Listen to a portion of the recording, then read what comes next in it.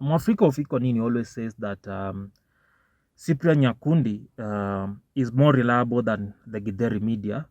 And I don't know why Mwafrika gives this guy the benefit of doubt, because this guy is a human being. This guy was reliable back in the days, but nowadays amekuwa tu kama one of these gossip sites, okay? So Cyprian Nyakundi goes on Twitter and tweets, a pedestrian was struck in a suspect hit and run incident on Tuesday morning along Tivoli Street in Kisumu. Witnesses reported that two speeding high-end vehicles hit the man while en route from the Imperial Sarova Hotel. It is said that the cars had reportedly picked up a politician who was rushing for a meeting.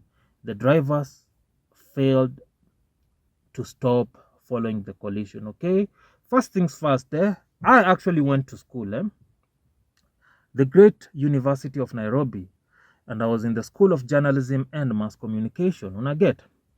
And actually, Nairobi Uni used to have a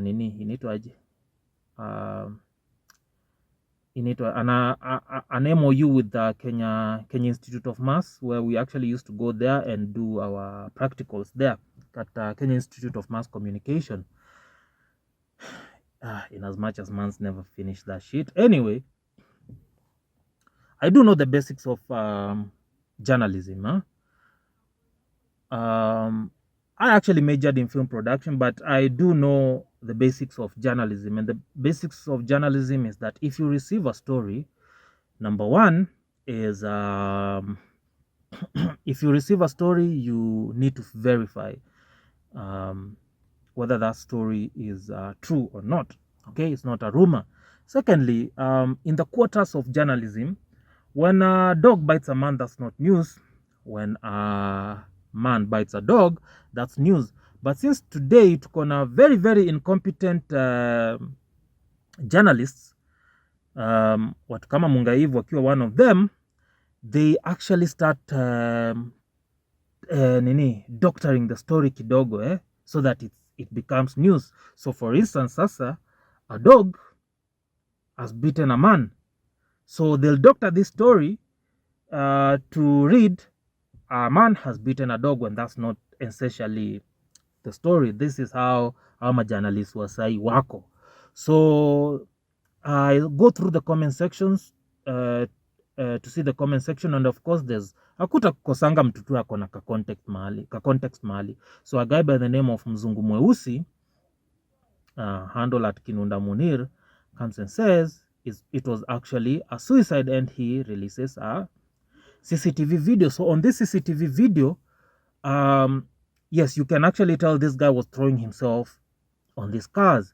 And number two, it was not two high-end cars. Kamoja kalikuwa kagari kadogo sana, kadudu, ka Toyota Passo, if I'm not wrong. Kalikuja ka kwanza, and then the guy tried to throw himself, but he did not hit the front of the car, he hit the side of the car. And he did not die, so he walked off, he walked away.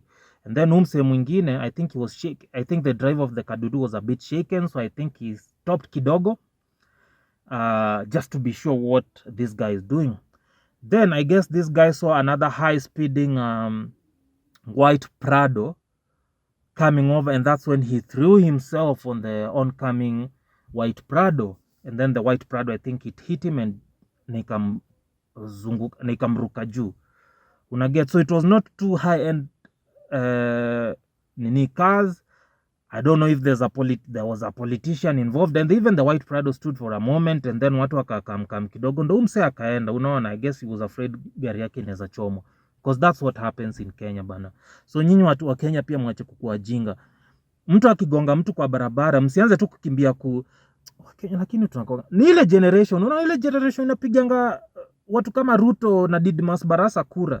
Is that same generation that mtu ukigonga mtu kwa barabara mnakimbia tu, mnaanza kuchomea mtu gari for no good reason. Chukuaneni tu hivyo, mmechukuani, ingizeni mtu kwa hiyo gari, endeni hosi, ama kwa hosi, and then mchukue mtu muende naye kwa police station, muandikishe statement and all that, and then the law can take over. We also need to be clear for our leaders to follow the law, to govern us accordingly, lawfully. We also need to be a law-abiding nation. To be honest, we also need to be a law-abiding. Nilisema Na venye mdema anaweza vaa smart udhani ni mrembo kumbe.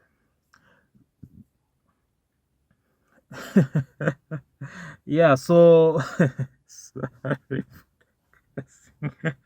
sorry for digressing, but yeah, coming back on this Cyprian Nyakundi story. Yeah, na Cyprian Nyakundi kitambo used to be a reliable source of information, but you know, the man has lost it. The man is no longer as reliable as we thought him to be, bana.